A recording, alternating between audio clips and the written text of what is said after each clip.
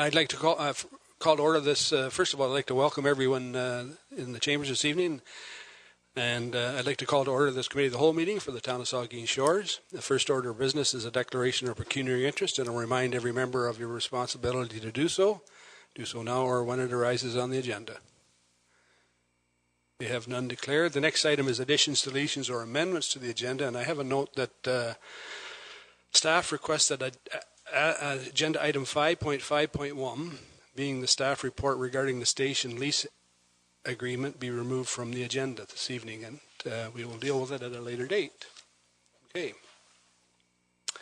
So the next item on the agenda is delegations. This evening we have 3 delegations, and the first is Joanna Ebel and Jim Barber. They're here from the Saugeen Memorial Hospital Foundation about a new campaign we're starting here. Welcome, Joanna. And Jim.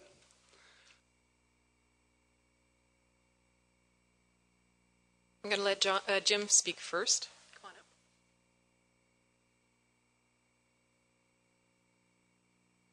up.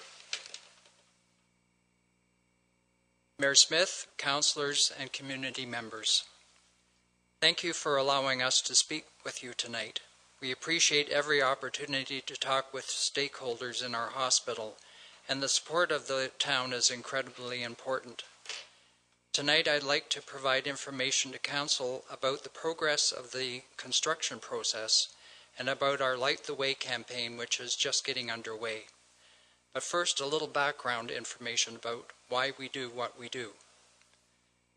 The mission of the Saugeen Memorial Hospital Foundation is to raise and manage funds for equipment, facilities, and staff development to ensure that our community and visitors have access to the best possible hospital care.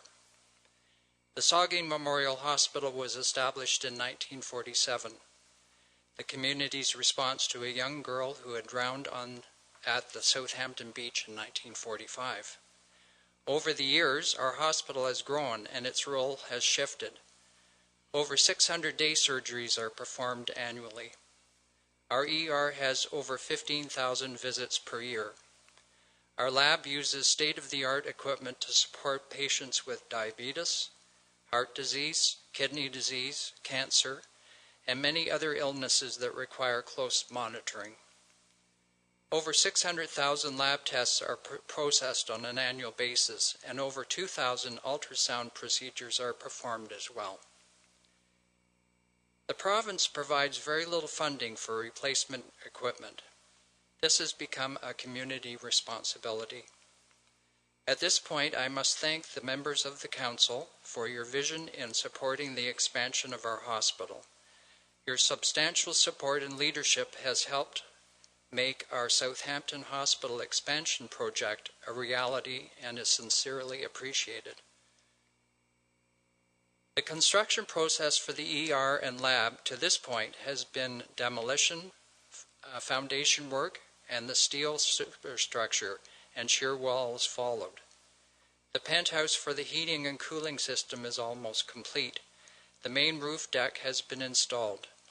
The concrete will soon be poured, and the process of enclosing the whole front facade of the hospital can now begin. Michael Spindeck, the site manager, estimates that the building should be enclosed sometime in December so that all work can continue inside of the ER throughout the winter. If you are interested in seeing the progress from a great vantage point, when you go into the hospital, head toward the current location for the lab. There is a window that is like a portal to the interior of the construction build, and you can really see what's happening from that vantage point. At this point, weather permitting, the build is on track. The ER is scheduled to be finished late spring 2017, with the renovations to the lab occurring in the months following, so that the entire project is completed early 2018. And I'll turn it over to Jonna. Tonight we launched the Light the Way 2016. The goal for the Light Way this year is $150,000. The $150,000 that we get will get us much closer to purchasing all the priority equipment that is required for this fiscal year. We are specifically raising funds for a YAG laser, which is for cataract surgery, a Humphrey field analyzer, which is used for glaucoma detection, an ultrasound probe reprocessing unit, a histology processor, some flooring that needs to be replaced, a specialty microscope, software systems updates, and patient beds. For the first time, we have a Light the Way honorary chair, John Davinsky, who spoke to you earlier. And because of John's enthusiasm and wonderful ideas, we are fortunate that 98 The Beach and Bayshore Broadcasting have agreed to help us celebrate a special Light the Way Day on December the 15th. We're hoping that December the 15th will be named Light the Way Day in Saugeen Shores. We have submitted a letter to, submitted a letter to the Mayor and Council to name December 15th officially Light the Way Day. We sincerely hope that you give serious consideration to this request and help us with a proclamation on the radio on the morning of December the 15th. We are also asking businesses to put Light the Way on their signs in support of this campaign, as well as making donations on the radio on Light the Way Day. And we have a special theme too. Join the light side, light the way, in tribute to Star Wars, which is why you've all been given lightsabers. We intend to turn everyone in Saugeen Shores into a Jedi Knight or wannabe for the hospital. We are very grateful to 98 The Beach for doing the Radiothon on December 15th, as $150,000 is the highest goal we've ever had for our Light the Way campaign. As our hospital grows, so does the need. The Radiothon will run from 6 a.m. to 6 p.m. It will feature stories from hospital workers, patients, and donors. We will be accepting donations from companies, individuals, as well as accepting challenges between businesses and organizations. Mike Bruff, Brian Longmire, and others from the station are working hard to ensure the day is a huge success. We especially thank Ross Kentner from Bayshore Broadcasting for supporting us in this way. We will also be joining with 98 The Beach in both Santa Claus parades, focusing on our Join the Light Side theme. It is our hope that by engaging a more family-oriented demographic in the promotion of Light the Way, along with the 3,500 letters that are being sent out to families in Saugeen Shores and around the surrounding area, we will meet our goal and be able to purchase the equipment listed. We are grateful, very grateful, for much community support, but the need grows. The equipment becomes outdated quickly, the technology becomes outdated quickly, the community is growing, the patient volume is increasing. And so we ask that everyone in the community consider making a donation to Light the Way this year. Information and donation forms can be found on our website and at smhfoundation.ca and on our Facebook page. We look forward to your continued support as a council and to the community's support as we strive to meet the financial goals ahead. Especially for the Southampton and Saugeen Shores patients. Thank you very much. Thank you, John and Jim. And I suspect if any questions from committee. If not, I think we can certainly support that, and I think the whole community can. I look forward to perhaps we can get some councillors to help you on that day and line you up on the 15th. I'll try and get there first thing in the morning. I need to be in Walkern, but thank you for the the sword. I'm trying to find out what it is. But and I think I did attend along with the deputy mayor at the hospital where you did light the way there, light the trees, and had some young Jedi warriors there. So we thank you for the work you do with the Foundation for our community, because our hospital is so very important to us all. And thank you for coming this evening.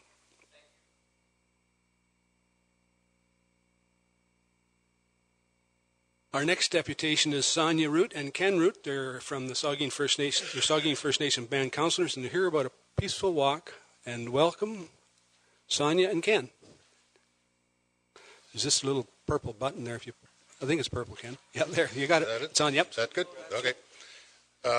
Thank you, Mayor Smith and Council, for giving us the time and opportunity to present our event that's going to happen tomorrow. It's support for our brothers and sisters in Standing Rock, North Dakota. They're having peaceful not a protest. It's they're against the pipeline that's going to go in through their territory, through their burial grounds, and through their land, through their waters. So we're all this is tomorrow is just a support, and we're looking for support from Saugeen Shores to join us And Sonia has the presentation there, and she's going to speak on it. Thanks. Hi, thank you, Mayor. Thank you, Council, for having us tonight. It's really weird being on this side of the deputation, so... You don't have to be nervous. Okay. You got to be nervous on this side. I tell people that when they come into our council, but... It's a lot harder on this side. So I just have a couple minute presentation of slides that I put together. I had the opportunity to travel to North Dakota in September. We stayed at the camp with the water protectors for 2 weeks. We camped. It was amazing. The camp, the feeling there was pure, I guess, unity. It was a feeling that I never really had before. It was just really good feeling. There were nations from all over the world. So I'll just run it. I'm just going to run it through really quick for you. I don't know if that's the button.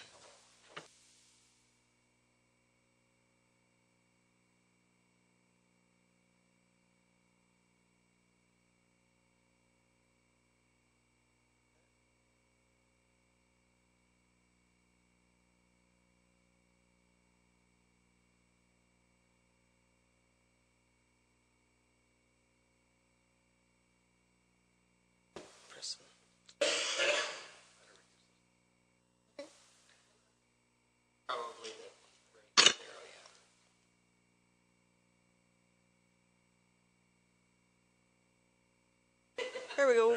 Okay. So these are the just what was happening. The reason that we decided to go, I went with my brother and one of my cousins. It was Chief and Council who we went to represent Saugeen, Chief and Council support. So yeah, when we were there, they had the National Guard. They weren't really doing a whole lot when we were there, but I just, So this is the camp. This is the main camp there, and it is filled with people from, everywhere. There was people from all over the States, Australia even. There was a lot of horses there that we actually got to ride, but so they had flags from, I don't even know how many flags they had, but it was a crazy amount. The flags you see in this picture, there was probably double, triple that amount. And then, of course, while we were there, was when the Obama kind of put a halt to it for a little while, but didn't really mean anything. Let's see. They're just some pictures. They with the way they're living right now, they're camping. They are cooking outside for all of the people. It's really weird.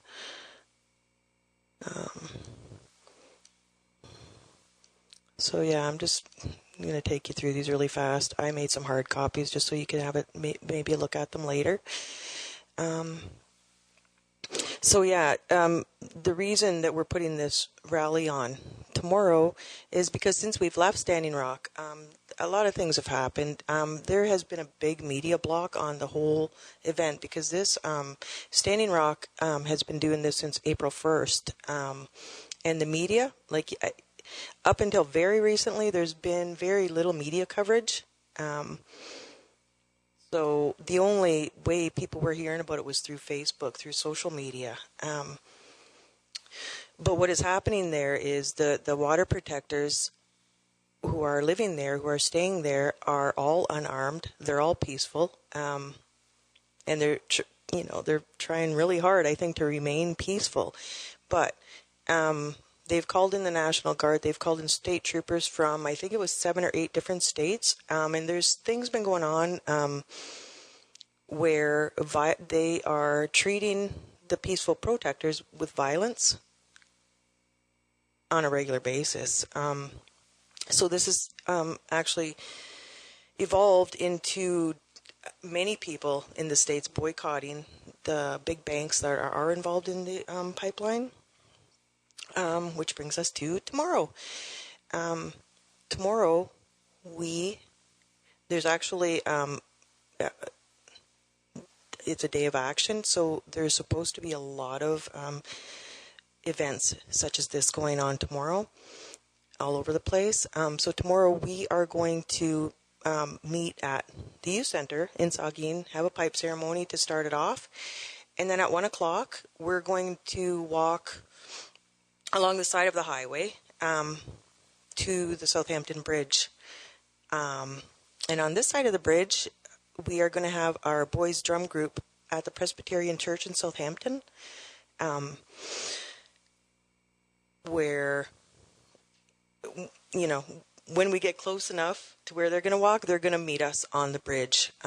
So we'll be meeting on the bridge as a show of unity. We're going to have a song and a drum and a prayer from our elder. And then we're going to head down to the river's mouth, Scubby, is it Scubby Beach? Stubby's Point, to have a water ceremony. From there, we have 3 buses that can take all participants back to our rec center for food and fellowship. So we are here tonight to invite you to join us. And we have been told that you guys have finance meeting tomorrow. Yay! So we understand that. But after your meeting, you're more than welcome to join us, and we would love to have you. And I just do want to mention that we are working hand in hand with the OPP and the Saugeen Shores Police. They are involved. They are aware of what's happening, and we are really stressing to all participants that it is a peaceful rally. Thank you so much for having us. I just want to mention one thing, being a peaceful rally. This is coming from the youth of Standing Rock. They give us orders, and it's their direction. These youth are in the trenches down there, frontline trenches, and their only weapons is prayer and ceremony, and they stress that we do the same thing. So that's what we're all about tomorrow. Thank you. Miigwech. Thanks very much for coming, Tanya and Ken. And you're correct. We do have a budget meeting tomorrow, but I thank you for maybe we can get some incentive. We can get through it real quickly tomorrow. And but if we're done, I suspect in the afternoon anybody's welcome to join at the James Mason Center. Yep. All right. Thanks very much. And any questions from committee members? Councillor Grace. Thank you, Mr. Mayor. I don't really have a question. I just want to thank you for the gracious invitation. And I think if this last week has shown us anything, it's that we need to listen to each other. And thank you, and I'll be there. Thank you. Thanks, Ann.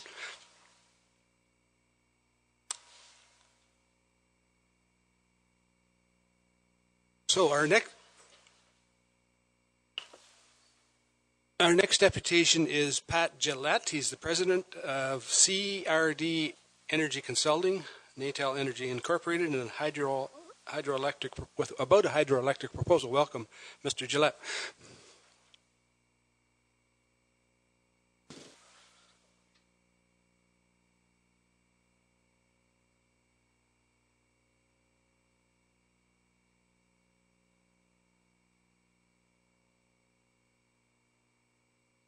My name's Patrick Gillette. I am the president of CRD Energy Consulting, and I work on behalf of Natal Energy. I am also a director of their subsidiary in Ontario called Connect Ontario.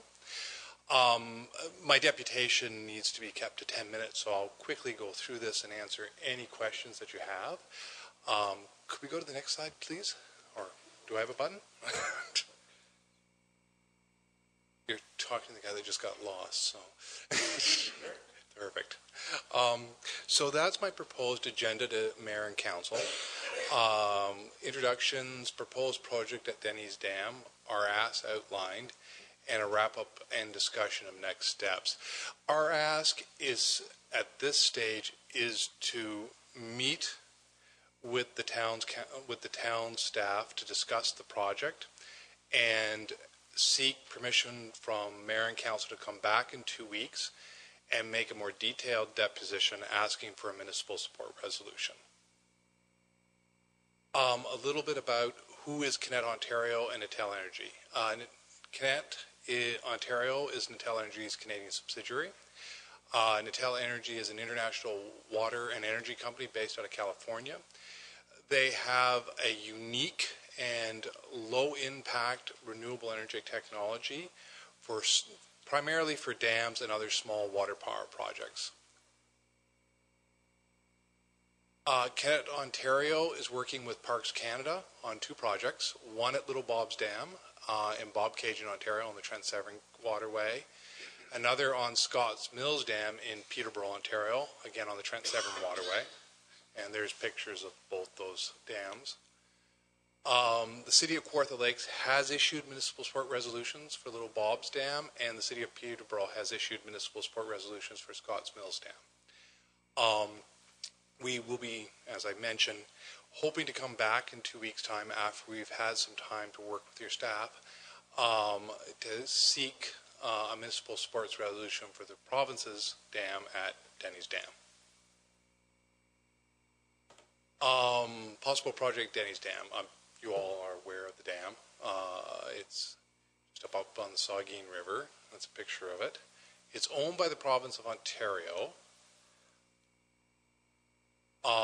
The dam and the north shoreline are all provincial lands, and the shoreline on both sides are within a shoreline allowance owned by the province. On the south shoreline, there is lands owned by the Conservation Authority. As mentioned, the Denny's Dam is owned by the province and administrated by the Ministry of Natural Resources.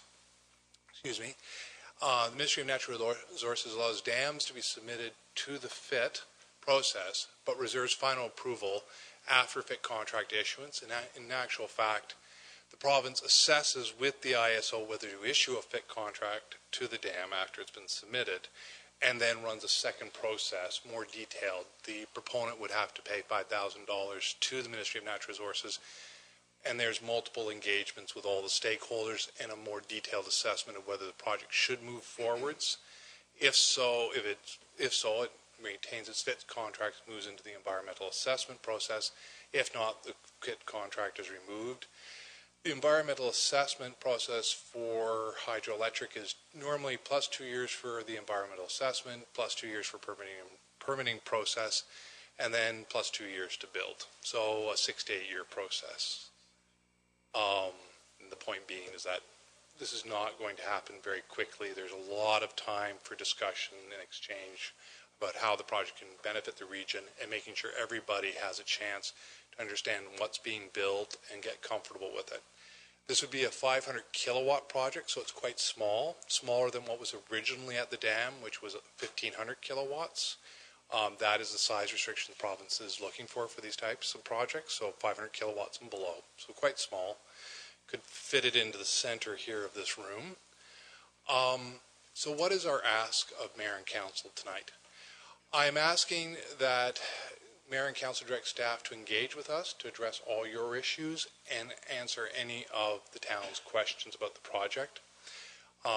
Examples of this would be review of the independent electricity system operators process, so you understand why we're coming for the municipal support resolution. Primarily, it's the provincial government's way of making sure we're talking to the municipal governments about anything happening in their regions. We can also talk about the 75% failure rate on most of these submissions, so this is not in any way a done deal if we submit. And we can talk a little bit about why the town is asked to engage again. Confirm after the project is issued a FIT, Ontario Ministry of Natural Resources will need to issue applicant status, and we have to go through a process with that and how that, if not approved, can cause the termination of the FIT contract. Sorry. Oh, good. And then we can also talk about environmental assessments, and that is where most issues of the town will be addressed. It's a plus 2 year process. It requires several open houses. Normally costs about $250,000 to do. That's where the proponent, Kinet Energy, would have to come forwards with all the data around the project, give an idea of how it's going to be built, bring forward its habitat and archaeological studies, and demonstrate that there's limited impacts within the footprint of the project. And this would all be done within a public process which the town would be involved in. And this is managed by the Ministry of Environment and the Ministry of Natural Resources. So, in conclusion, our request is to make a follow-up deputation after meeting with staff on November 28th, and at that time we'd be requesting a municipal support resolution. I want to thank you for your time and patience, and I'm happy to answer any questions. Thank you, Mr. Gillette. I'll start here with the Vice Deputy Mayor, and then we'll go down here. Thank you, Mr. Mayor. Through you to the deputant. Your presentation makes absolutely no mention of Aboriginal anything. You say that the land on one, it's MNR land, but it's also territorial waters for Saugeen First Nation. So how do you plan to engage that community in this process? The Ministry of Natural Resources is actually, as the Crown, would be directing us. So the duty to consult is directed from the provincial Crown to the proponent. So what would occur is the Ministry of Natural Resources, at the time we issue, so we submit the FIT contract, we also have to send in a package called the Crown Land Site Release Package. At that point, the Ministry of Natural Resources would start the engagement with the Indigenous communities within the watershed, actually, and then when they wanted us to come forwards, they would bring us forwards to start the engagement and consultation. This would start formally also at the applicant stage, and then there's a duty consult enshrined within the environmental assessment process. Councillor Dave Mayette. Thank you, Mr. Mayor, and through you. Thanks, Patrick, for your presentation. It's unfortunate your Google sent you the wrong way, because just prior to our meeting we have an open mic session, and there was a couple gentlemen who are sitting right here behind you who are Vice President and President of the Lake Huron Fishing Club, and they came and said a few things specifically about your presentation. And just as a full disclosure, I'm also the manager of the State Lake Huron Fishing Club Salmon Hatchery here in Port Elgin. So we have quite a keen interest in the waterway, and the points that those gentlemen made when they stood up here earlier were a couple things that I'll summarize, and then a question at the end is they were talking about the primary purpose for that dam being where it is in a lamprey control barrier to stop the lamprey from being able to attack the fish and breed up the river. So one of the questions would be, has lamprey migration been considered in the design for this thing, for this type of a turbine? Second is that obviously the Saugeen Waterway is probably in the top 10 rainbow trout migration rivers in North America, if not the world.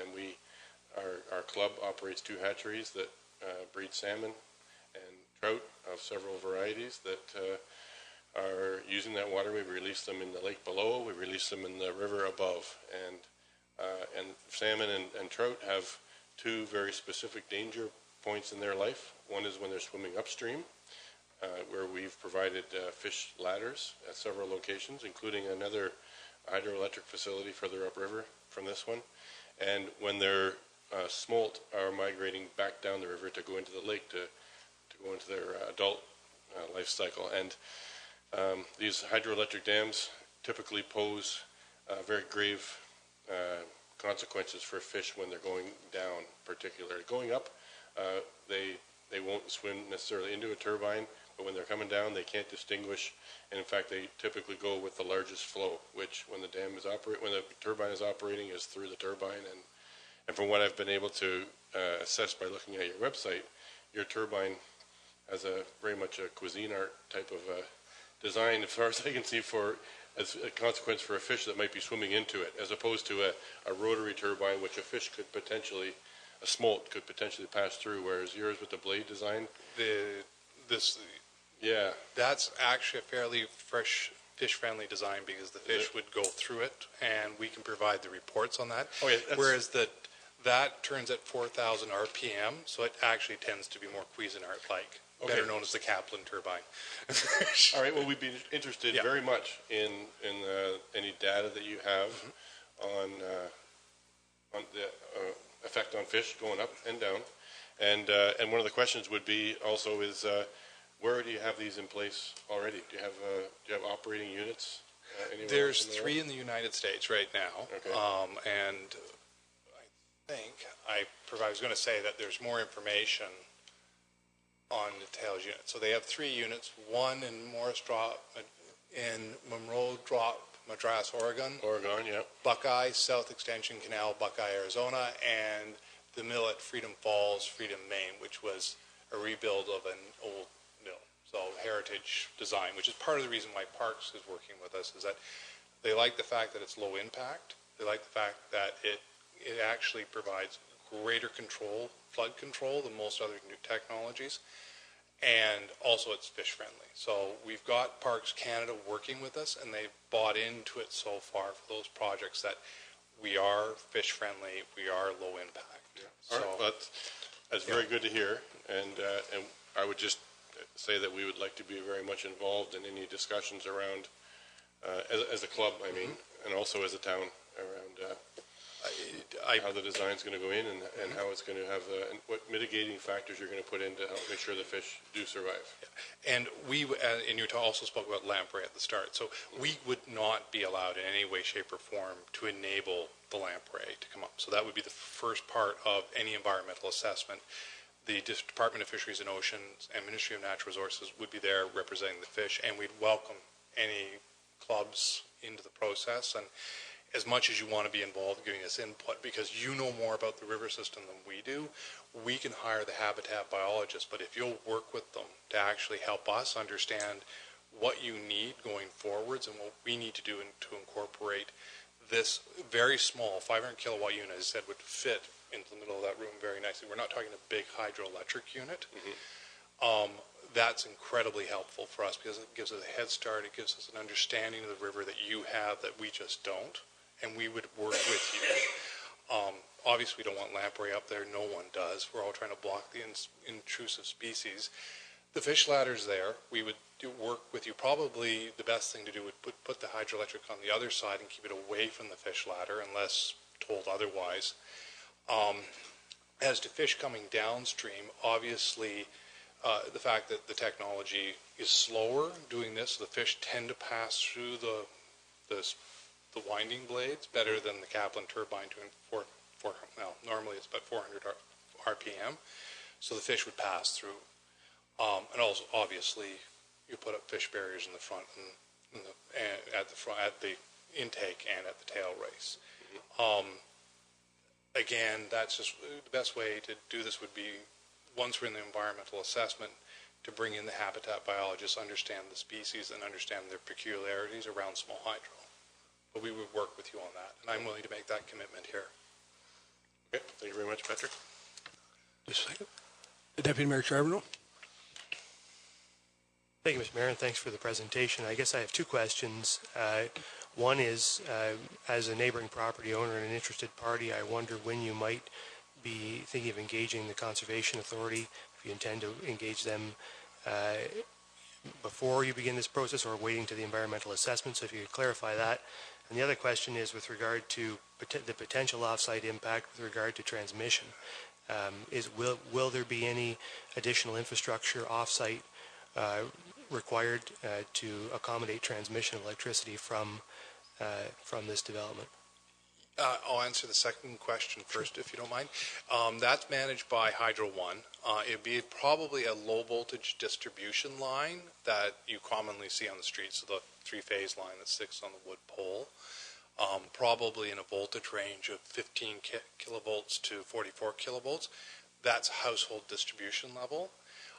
That line would be directed, over Crown land or along an existing public right-of-way to a point of connection that Hydro One told us. So that is a little bit over in the provincial agency's control, not ours, but it doesn't represent any danger any more than a distribution line represents for public.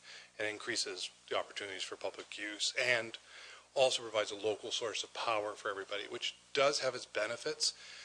One plant I built called the Missima Generation Station up in Englehart, during the ice storm when everybody's power went out for several days, they had power for that 40-kilometer stretch because we had the plant up within 6 hours.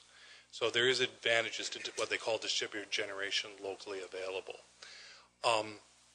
As to the Conservation Authority, we're hoping to start the engagement tomorrow. I would like to, our outreach is, the way the process works is we're supposed to go to the town first, but obviously, and I've had some initial discussions with town staff that I'd like to go from the town to the Conservation Authority and have dialogue with them and develop a partnership with them. Because we obviously would like to work with them and bring them into the environmental assessment process as much as possible. Councillor Rich. Thank you. Thank you for your presentation, and through you, Mr. Mayor. So what, just on a technical side, so it's a 500 kilowatt system, and it's 4,000 megawatt output. Is that what 4,000 megawatt hours. Megawatt hours. So what does that mean in power production for a year? Well, that is power production per so year. 4,000 megawatt hours per year. And okay. that's 4,000, so about 4 million kilowatt hours. Right on. So enough to power up a section of the town would be. So, and just to follow up, and so besides having the opportunity to have power, if power went down in the overall region, what are the, it's an opportunity for you to sell the project, so what are the spin-off effects for our community? Why should we go forward with this project and support it for you? Beyond the benefits of the fact that if you have a local hub of power, you have an ice storm, Hydro One can bring you up faster than everybody else because you're closer.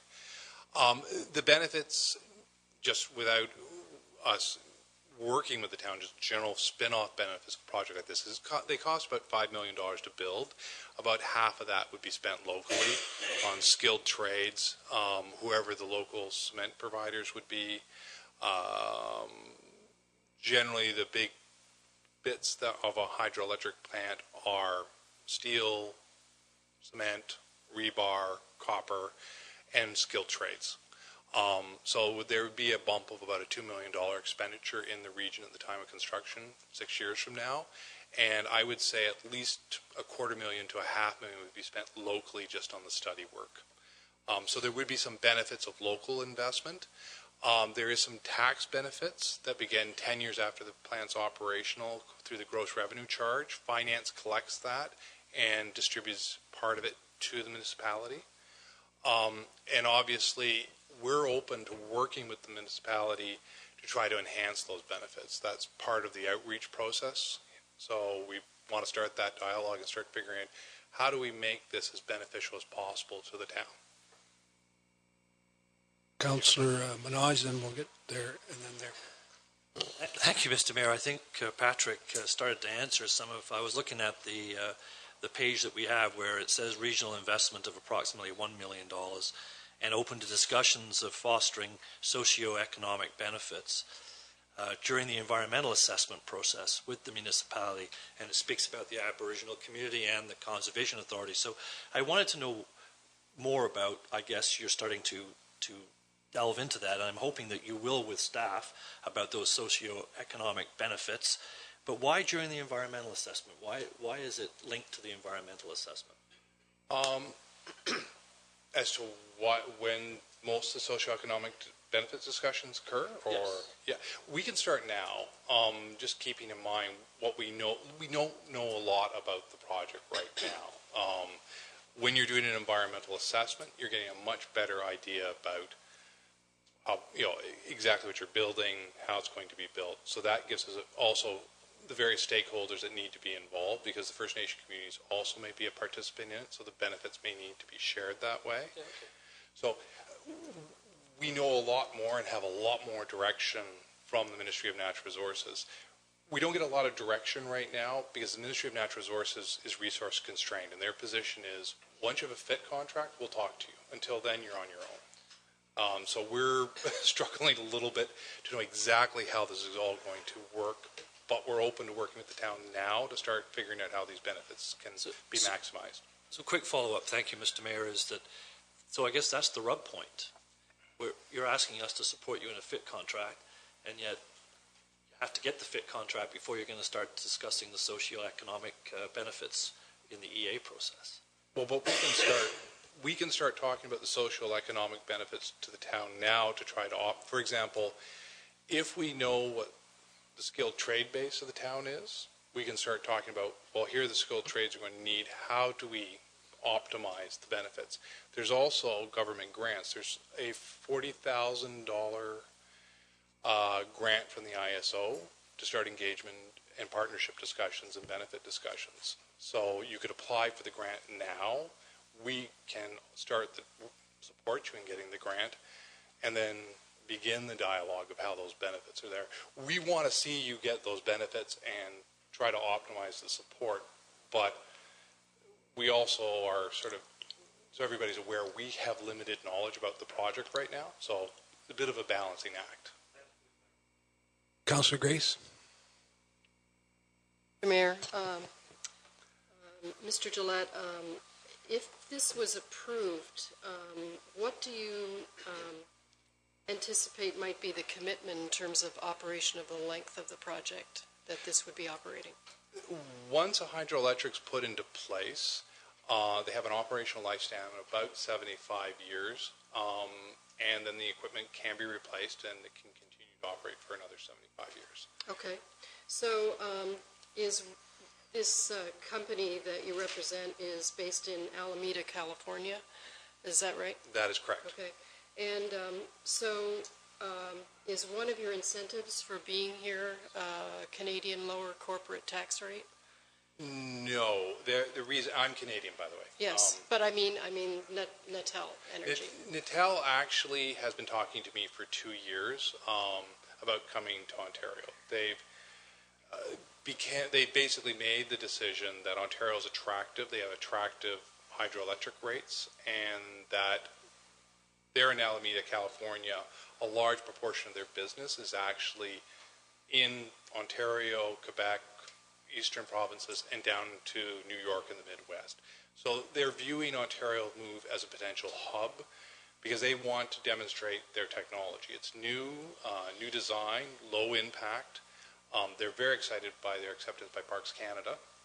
Parks Canada is very interested in what they're doing and giving them a lot of support. So that's why. It's nothing to do with tax rates. It's an opportunity for them to bring their technology to a new market and get it looked at. Because a lot of people aren't willing to travel to the locations they currently have, whereas Ontario is a good hub location. Okay. Thank you very much. Thank you. Councillor Mike Myatt. My questions have been answered. Thanks, Mr. Mayor. Well, thank you very much, Mr. Gillett. I think you're free. There's lots of interest here, as you can see. Yes. And I would recommend that you get a hold of our staff at your earliest convenience. We'll be more than willing to talk to you. Thank you very much, Mr. Thank Mayor. you. Thank you, Council. And hopefully I'll see you in 2 weeks' time. And I'll try to have more answers to your questions.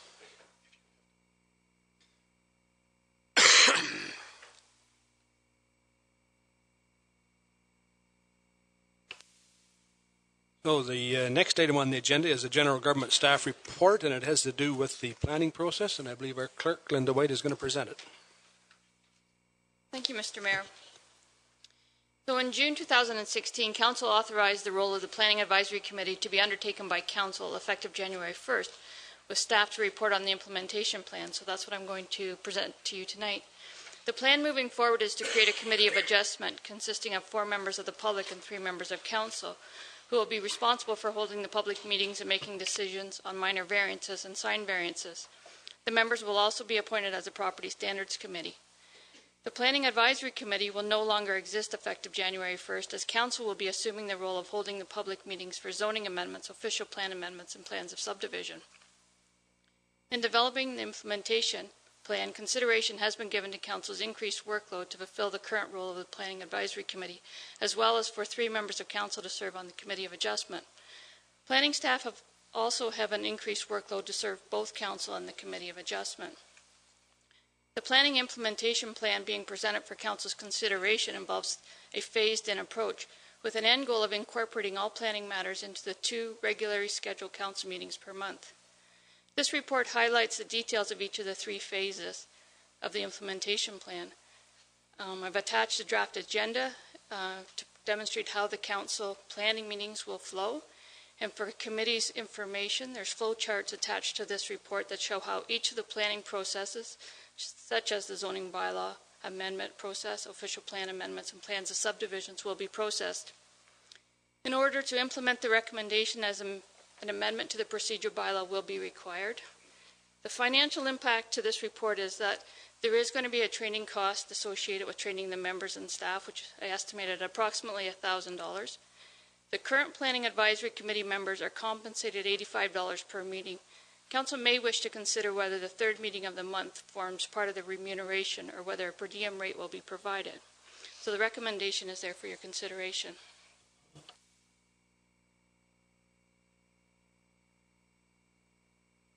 Thank you, Linda. The recommendation is that Council accepts the implementation plan provided in this report to enable Council to assume the roles of the existing Planning Advisory Committee effective January the 1st, 2017. Questions, comments? All in favor then? Oh, you got a question? All in favor? Opposed? That's carried. Thank you. So the next item on the agenda is a Planning and Development staff report, and it has to do with the site plan for John Sakanovic on 412 Godrich Street, and our Manager of Development Services, Bart Toby, will present. Thank you, Mr. Mayor. This evening I've asked Jay Posner to attend, and Jay Posner will be presenting this report on behalf of staff. Thank you. John Sakunovich, sorry, Mr. Mayor, owns the lands at 412 Goddard Street. That's just north of the Piece of Delight, and it's shown on the key map there. He's proposing to build a semi-detached dwelling, so just 2 units. And prior to this, town is familiar that because you passed a zoning bylaw amendment back in June, which facilitated this specific proposal. In our review, the proposal successfully integrates the landscaping and built form elements of the design guidelines in 2 ways. Firstly, by preserving as much as possible the existing vegetation on the rear and the side of the property shown on the drawing, and providing additional landscaping toward the street. As it's shown on the landscape details.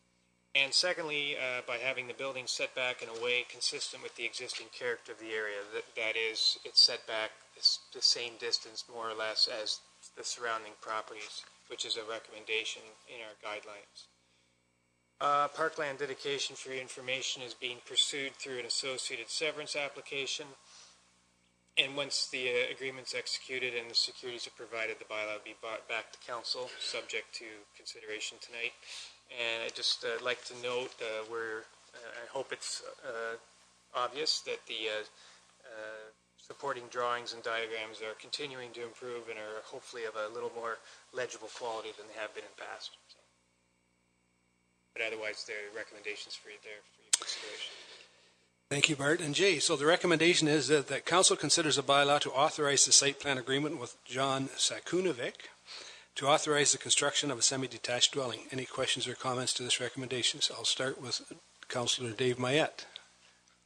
Thank you, Mr. Mayor. Jay, you mentioned that there is an associated and forthcoming severance application. Yes. Would us approving this design and the application here tonight not preclude that there needs to be a severance take place at some point in the future, and would we not be getting ourselves ahead of that process? No, not necessarily. The semi-detached is permitted without having to split on the party wall, but having it, the severance, and it's at a future date does allow us to leverage a bit more money for parkland purposes. It's one of the reasons we're choosing to do it that way. Method? A little bit. Okay. Sometimes we get it okay. Councillor Minaj. Thank you, Mr. Mayor. I'm pleased to note that it looks to me, and I'm trying to interpret the drawing as I see it on my screen here, And it looks to me like it's a shared over wide driveway entrance onto Goderich Street. Is that the case? Correct. Only one access to the highway, and that is certainly recommended so we can limit the number of independent accesses to the highway. Well, that negotiated effort is appreciated. Thank you. Further comments? All in favor of the recommendation? Opposed, if any? That's carried.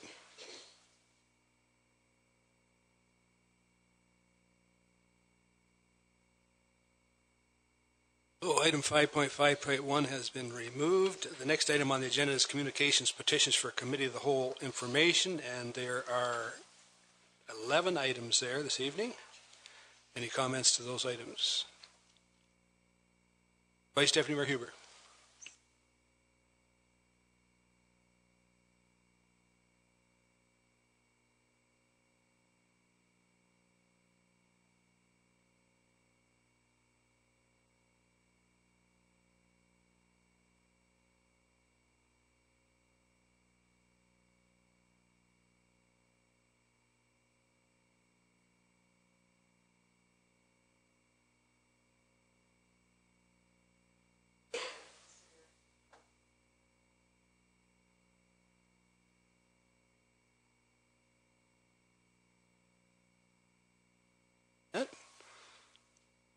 Any further comments? Nothing. Then the next item then is report of department heads. There are 3 there this evening. The first is an information report with the, and I think maybe we want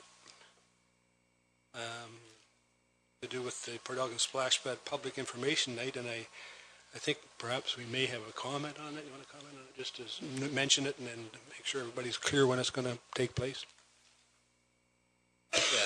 Thank you, Mr. Mayor. I just wanted to highlight this for council and the public's information that the Port Elgin Splash Pad Public Information Night will be held on November 30th from 6 to 8 p.m.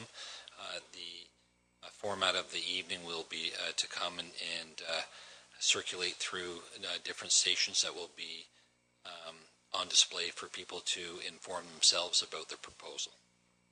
Thank you, David. Any questions on that? And then the next information report is on the Recreation Master Plan. I'll just mention that it is going to be, there's going to be an open house on Monday, November the 21st, 6 to 8 p.m. in Rotary Hall. So if you're interested in, Councillor Minaj. Thank you, Mr. Mayor. So with the Recreation Master Plan, is there a rollout to members of council that were not part of the committee that worked on the Recreation Master Plan? Well, I think with this, the intent will be this will be the open house. If you want to attend that, then subsequent to that, there'll be a recommendation come back to council out of the master plan, I suspect. If I can, Mr. Mayor, thank you. I do believe that the document will be circulated to members of council prior to the open house. Any further questions? One other then is the strategic plan. And again, any questions on it to the report? Vice Deputy Mayor Huber. Thank you. And I see that the fire chief is here. I know that Chief Eagleson is taking a role in this too. I'm just curious, the report that we received had a pretty accelerated time frame built into it. So it suggests that some things will be happening in December. Is there anything else that can be said right now about that? Because that's literally 2 weeks from now. Do you have a greater sense of, because there's about public consultation and council input too, but it suggests December. Is that still the plan? Through you, Mr. Mayor. Yes, we do have an accelerated agenda for the project, and we hope to accomplish it in 4 months, respectingly Christmas and December. Our intent is to have a launch to council within one of the council meetings. Better feel for the timeline at that point. The original proposal set forward at the end of March, probably looking at but it is something we want to get done quickly. Do it right, but do it quickly. Thank you. Councillor Dave Mayat. Thank you, Mr. Mayor. Phil, first of all, congratulations for taking, and thank you for taking on this role. I think you're going to do an excellent job. They made a good choice there. I see that the company that has been chosen, on your name in here, MDB, and it says that they're one of the largest Canadian strategic planning contract firms. During the process of selection, did they give you any strategic plans that they've done for any other size community stars that would be an example of what we might expect a strategic plan to look like? And I know that we've talked a lot in the past about getting one, and I understand the need for it. I'm looking very much forward to having a strategic plan by which we can guide our decisions. But do we have anything from them laying around that maybe if in my off time we could have a look at? Absolutely, and I don't mind sharing that with you. I didn't include it in this because I didn't want to steal the thunder of the presentation. So that the project lead, Tree Parsons, is going to attend and give council a proper launch and get right into other projects they have done. It was not an easy decision by staff on which consultant to go with. We barely reviewed 14. There was a lot of interest in our community. I think that's a good thing. It was a tough decision. We narrowed it to 2, and then we interviewed them and researched them and checked some references from other communities. But we really went with this company because we believe we're going to engage both council, the community, and staff on a proven track record. There was others we really liked, but this one we feel everyone will be included. So yes, I can provide some examples. Sure, and I'm looking forward to that presentation as well. I think David has some comments.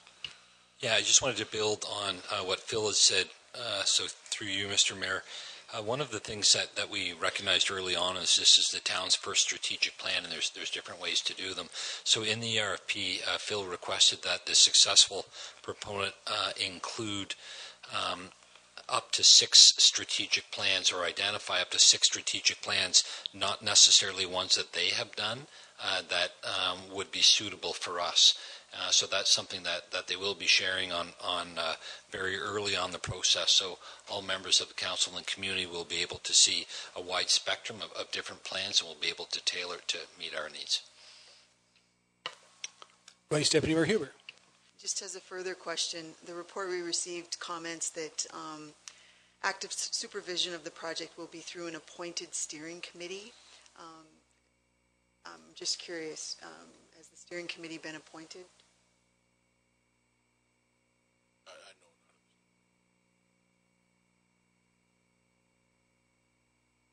Okay, any further questions on those items? If not, then we'll take a motion to adjourn. That's the end of our agenda. Councillor Madsen and Councillor Rich. All in favor, we're adjourned. We'll take a 10-minute break and we'll reconvene for council at 10 minutes.